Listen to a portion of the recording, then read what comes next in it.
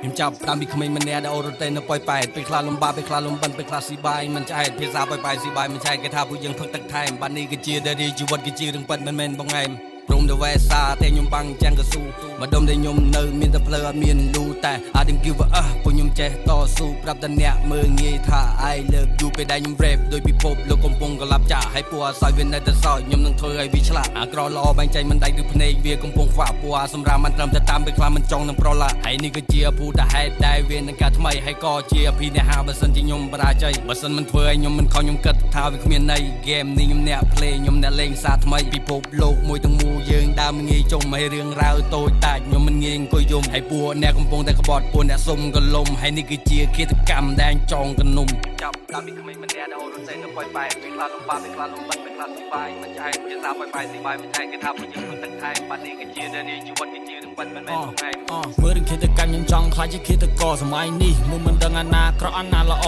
ខ្មៅទៅជាសល្អប្រែទៅជាឈួតជាមួយនឹងយួរសាយលើកមនុស្សឲ្យមានអំនួតមានកន្លែងឈរឈរឲ្យនឹងឈរឲ្យស្រួល